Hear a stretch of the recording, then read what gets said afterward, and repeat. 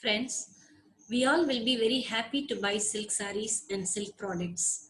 But many of us do not know the process of silk formation in nature.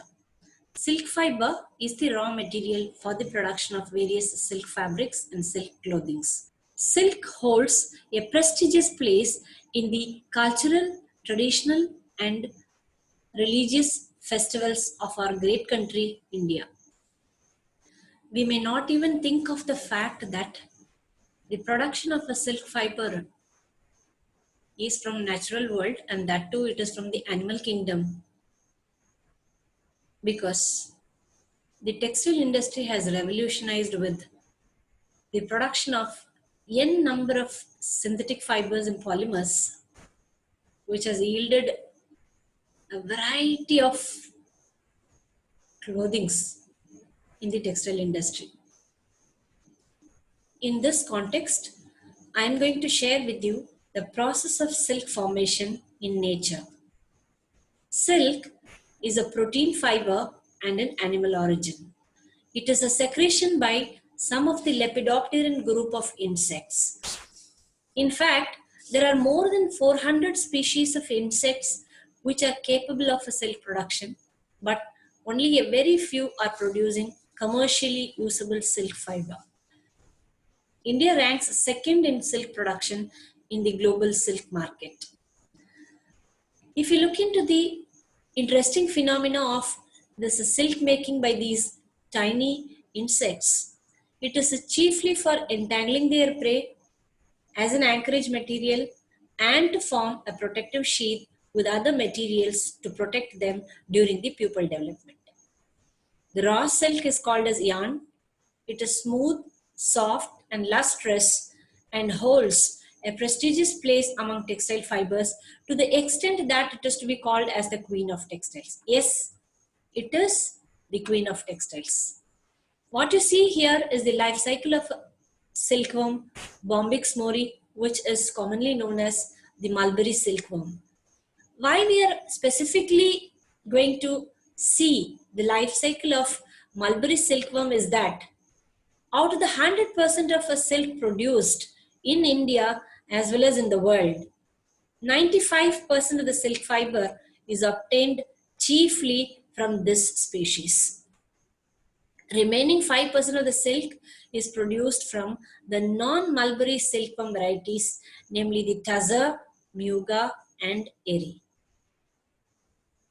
The matured moth, after copulation, lays about 300 to 400 healthy, viable, small, tiny, and soft eggs.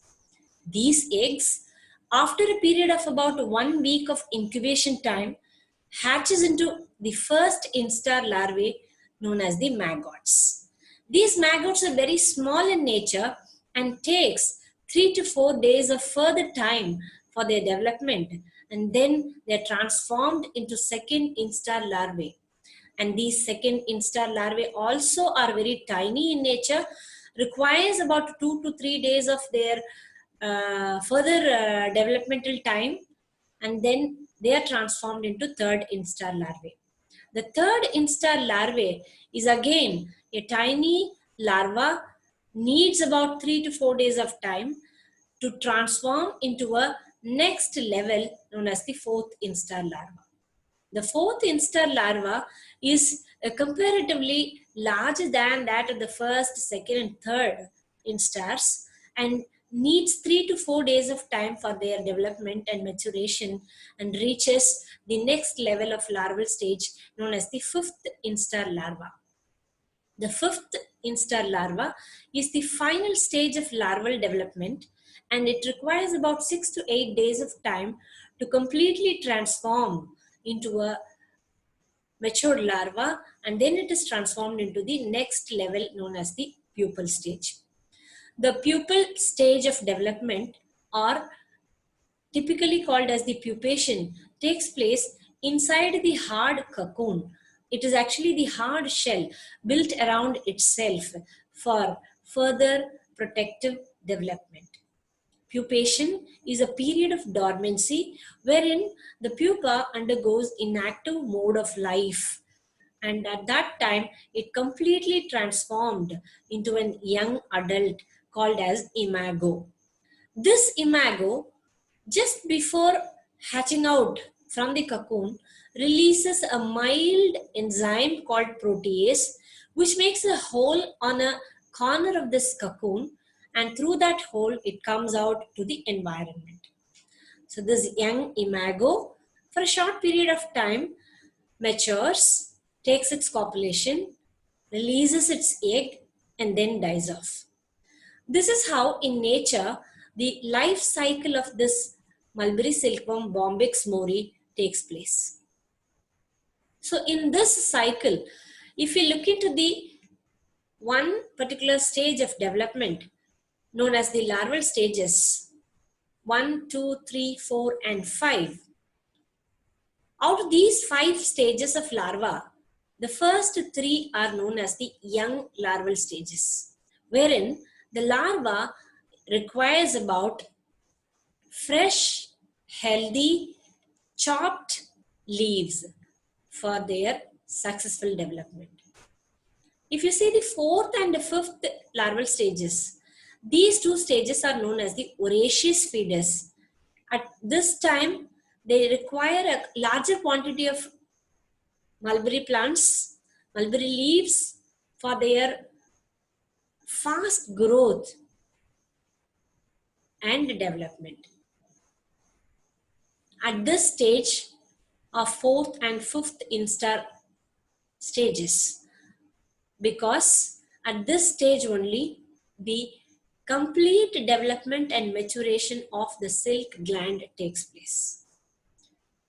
Again, these number of days for their development at each larval stage is entirely dependent on various factors, namely, very importantly, the environmental factors like the temperature, the moisture, the pH, which is given in the rearing unit for their successful growth and development.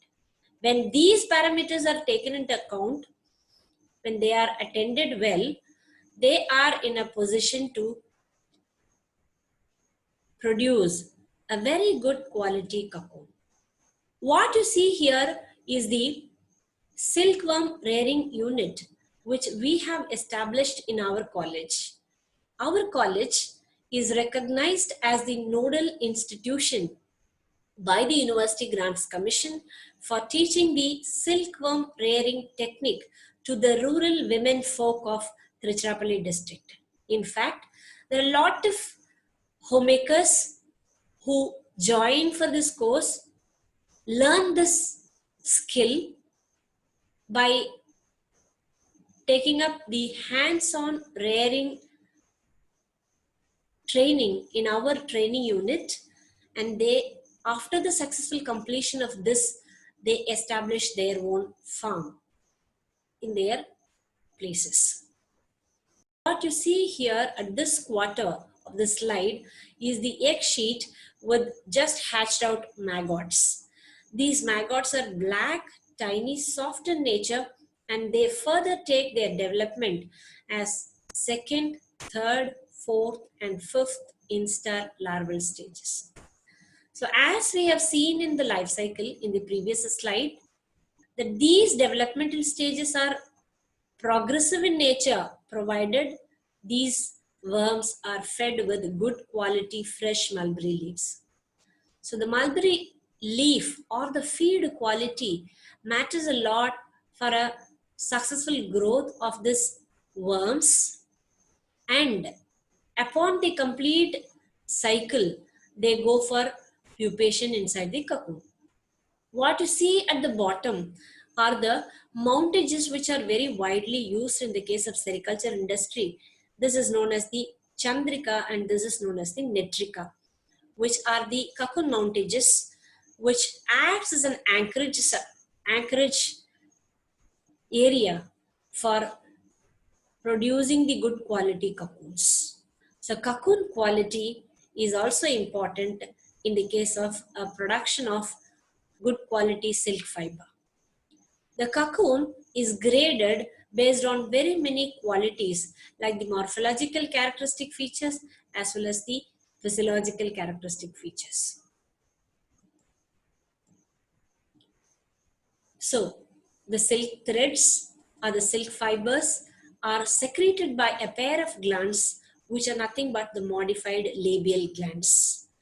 These dermal glands are well differentiated in the fourth and fifth instar larval stages. It lies below the alimentary canal, occupying most of the body cavity and is accountable for the 50% of the total body weight of the larva.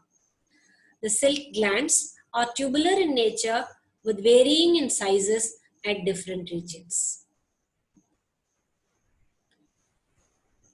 There are distinct layers which are surrounding the silk gland, namely the outer layer, middle layer, and inner layer. The outer tunica propria layer is uniform in nature as well as uniform in thickness. The middle layer, which is otherwise known as the glandular layer, is fixed up in the first instar larval stage itself. Also, the number of gland cells which are present in the silk gland varies from species to species. The inner layer, tunica intima, is varying in thickness, anterior region, which is very thick in nature, and it sheds off at each molt. Whereas the other regions are thin in nature and not shed off at each molt. What you see here is the structure of silk gland, wherein at the bottom you can see the posterior region very clearly. Above this is the middle region, and above this is the anterior region. The anterior region, the tip of the anterior region is made in an unique form known as the spinneret. So, by seeing this diagram, you will be able to compartmentalize the three distinct regions of the silk gland, namely the posterior region, middle region, and anterior region. The posterior region is highly folded in structure, and these folds lie in the midst of the dermovisceral muscles, which are responsible for the secretion of a protein fibroin. This fibroin is secreted as a precursor to fibrinogen. The middle region, which is a most prominent region of the gland, is folded into a structure of the alphabet W with three distinct limbs, namely the posterior, middle, and the anterior limbs. The middle region, it has a very specific role. That is, when compared to the posterior and the anterior region, the middle region acts as a reservoir for the storage of fibroin, which is secreted by the posterior region.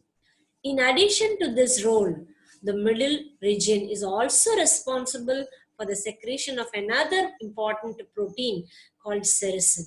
The sericin, which is secreted by the middle region, is in the form of three layers, namely sericin 1, which is secreted by the posterior limb of the middle region, sericin 2, which is secreted by the middle limb of the middle region, sericin 3, which is secreted by the anterior limb of the middle region.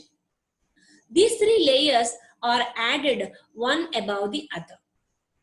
The anterior region is of uniform in thickness, and it is very, very thin in nature when compared to the other two regions.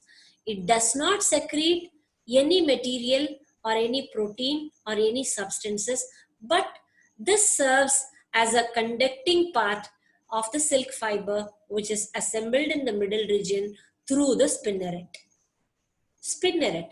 As I was telling you in the previous slide, that it is a unique structure wherein the anterior region of the two sides open at the bases in the labium called spinneret. This spinneret is responsible for drawing out the silk in the form of a fine filament. Silk is molded to a thread as it passes through the silk press. Spinneret is very much resembling the salivary pump in function.